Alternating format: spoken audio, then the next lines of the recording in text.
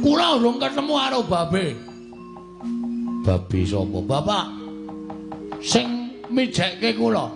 Mula kula gugan ning kayangan niku men kula ngerti sapa to jane Sudarmane Bagong. Yen ngono apa kowe wis ora nggugu karo omongane Janaka? Mboten perkara kula ora nggugu, sampeyan ampun tumut-tumut perkara niki to, Dik. Nek sampeyan melu-melu perkara niki mengke kriwikan dadi grojogan, geguyon dadi tangisan. Napa sampeyan ora isin diwaneni karo Bagong? Bagong. Yen pancen ora kena tak kandhani. Weda apa aku duwe batur kaya kowe? Aku mentala karo kowe. Wes mati, Dreng. Aku kowe.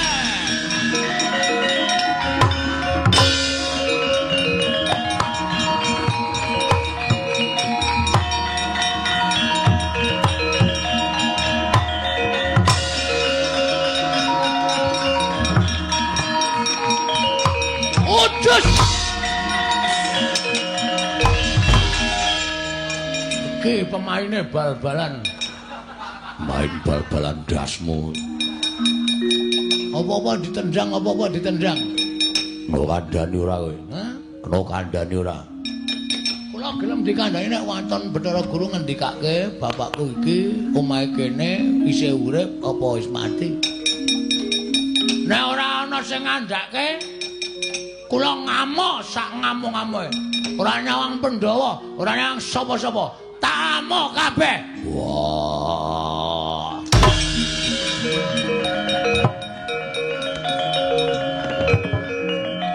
Putar. Mumet e.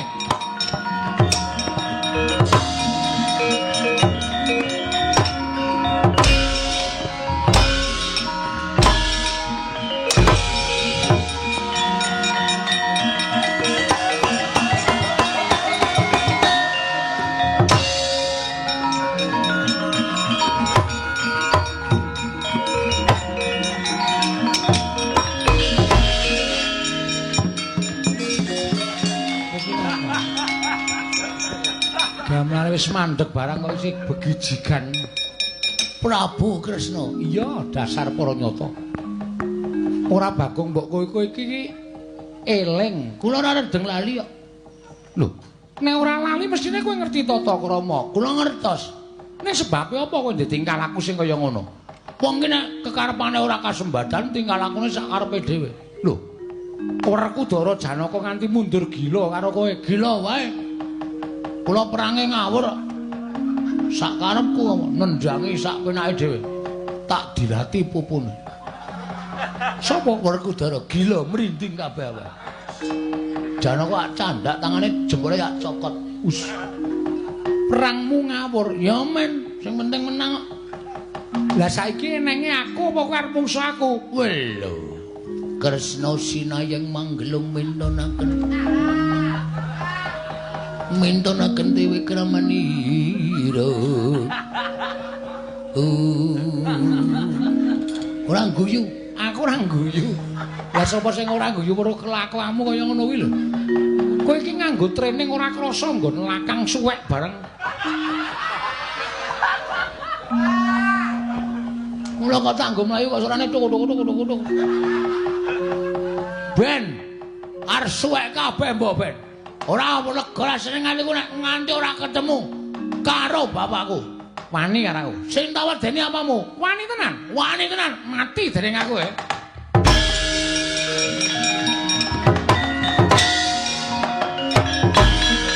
Mesti ngono. Kresna iki nek perang mesti ngono kuwi. Wani karo aku. Wani tenan. Mati dereng aku. Lunga. Cah jirih ya. Asine jirih ae. Kena aku ora tetep maju terus goleki Bathara Guru, ora entuk keterangan sing gumathok. Sapa sing arep peparangi karepe Bagong?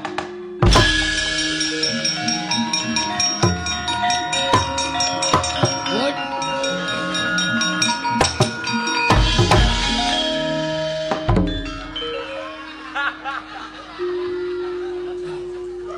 Ketemu dukuwe.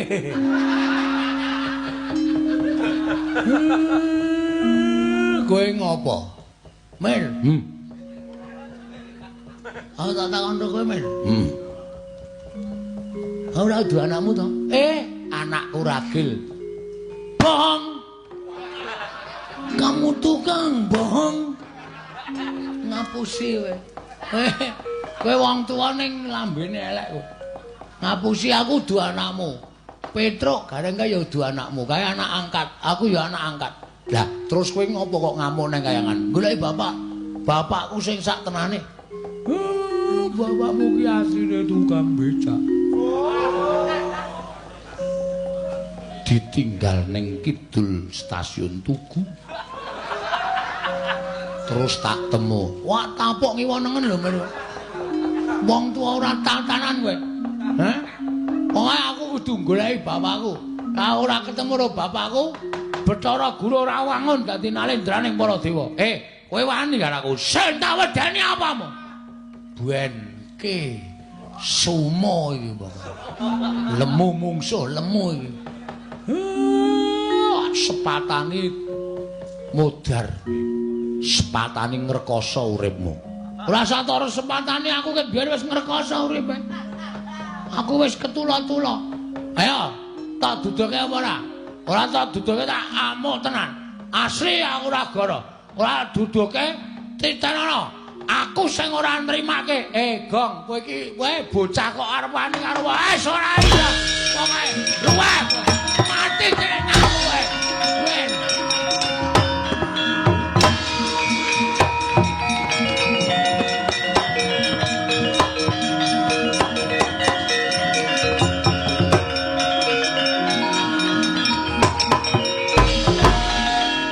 Kok kaya ora sebaene. Kaya wis lali Purwadasena pancen ya niate tenan. Gone kepengin ngerti karo wong tuane. Ya wis, iki nek ora tak aturke wong pikulun padha menang ora rampung.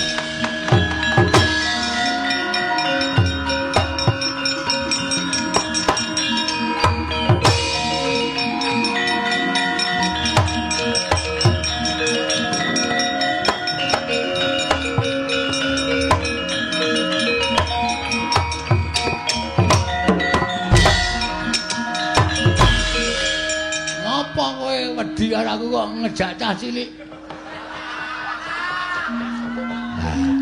Kula iki nyuwunaken pangapunten. Kayane ngapa kowe? Engko setengah 6 tangi adus terus nata jadwal sekolah. Kayane kok kelitian. Bagong. Malah neranyak. Lek apa piye? Posiwa.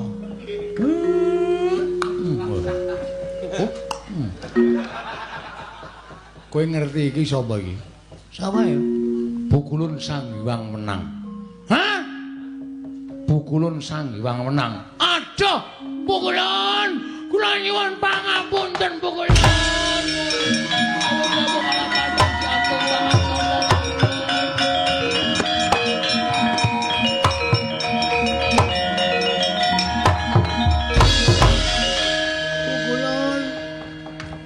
Pangapunten Bukulun. Bagong, sirahmu kok templenyik. Borok Bukulun.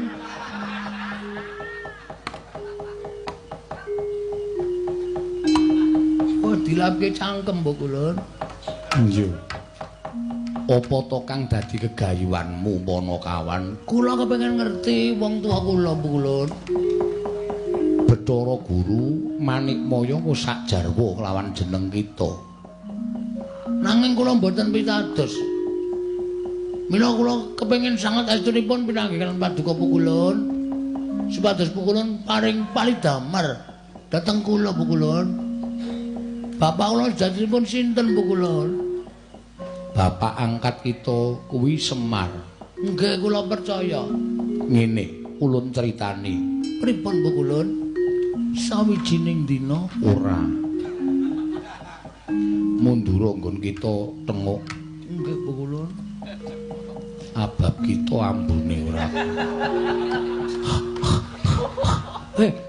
Wong mambu kok malah disubal-ubal.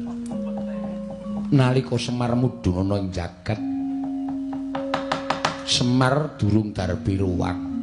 Tumuli Semar sowan maneh marang Kayiwangen.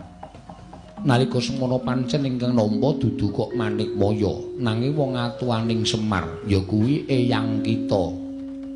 Eyang kula? Iya. Sang Hyang Tunggal. Sang Hyang Bathara Tunggal, Bu Kulun? Iya. Nalika semono Semar ingkang wis dadi jalma wantah, mula ora aneh yen to jalma mau kedunungan ayang-ayang, tegese lelayangan. Layang kangen dudu. Lelayangan menungso. Lelayangan mau tumuli disebda dening Sang Hyang Tunggal wujute menungso ingkang gombak. Gombak kuwi darbe rambut nanging ora tinata. Nanging gandeng kita kuwi wonge gecul kumarucul demen bebagongan. Mula tumuli diparingi tenger Bagong. Lan kita ngerti sejatine kita kuwi tuwa dhewe tinimbangane Garing lan Petruk. Nanging Semar ingkang gawe supaya Petruk lan Garing mau dadi kadang kita tuwa, kita tinemu ragil.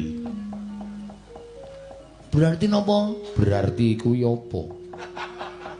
Ateges napa sing dikendhake Wang Pikulun Bathara Guru menika kepara nyata Bu Kulun? Iya nyata Bagong. Aduh. Wah, wis kula kebacut ngamuk teng kahyangan Bu Kulun. Mula ora aneh lamun kita iso ngasurake para dewa, nanging aja pisan-pisan kita ngraman ana ing kayiwangan. Jalaran kita kuwi kesawapan daya kekuataning Ismaya, merga kita dumadi saka ayang-ayangan ing Ismaya.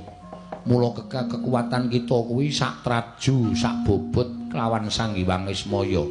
Dirungokke Mar. Macem-macem karo aku tinju.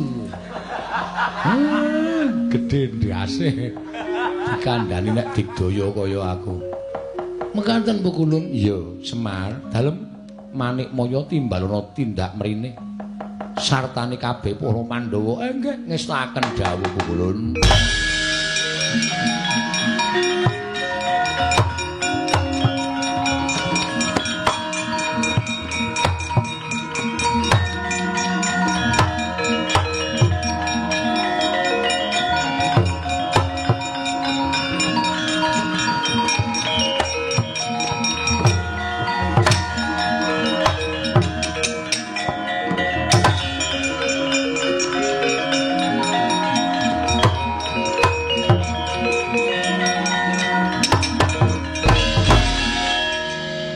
Apa ceblenge nang sapa to ceblenge nang kene apa kula kok lunga saka omah Kulun iya piye kula nyuwun gungan bareng Bu Kulun ulun parengake Bagong kula nyuwun pejahipun Petro kali Gareng Bu Kulun iki ngopo Gong ora ana wong salah kok wong nek aku cebleng kok kowe iki nek ngerti critane Pukulun Sang Hyang Bathara Wenang kowe mesti karo aku gila. Aku kedadian saka ayang-ayangane Bapak Semar. Mula kekuatanku sak traju sak bobot karo Bapak Semar. Muni ana. Hah? Sebdake kahutangmu. Wis. Hah? Wis. Kapokmu kapan? Kita wis marem. Sampun Bu Kulun, sampun marem sanget Bu Kulun. Yo, yen wis marem nyuwuna pangapura kalawan Manikmaya. Pukulun Manikmaya, Bagong ana apa? Kula nyuwun pangapunten nggih Bu Kulun. Ya Bagong ora dadi ngopo. Kita ngamuk ana ing kayiwangan ulun paring pangapura. Matur sembah. Kula methek jambu dipunirmana kalih Bu Kulun. Bakal kita gunake apa? Ajeng kula tandur teng omah. Supaya iso dadi srana dhaharaning Bagong menika jambu dipunirmala. Kali jambu kluthuk Bu Kulun. Iya Bagong sak karep kita. Wis kanthi kaya mengkono ulun kundur makayangan. Bagong aja gawe geger meneh kita wis marem. Sampun Bu Kulun, yen kita durung marem ulun medhun meneh. Kita ulun paringi pidana. Mboten Bu Kulun, sampun cekap semanten kemawon Bu Kulun. Mboten ajeng macem-macem Bu Kulun. Napa kapok temenanan Bu Kulun. Iya, ulun kundur makayangan bareng lawan Manikmaya. Ayo Bathara Guru, monggo kula dherekaken.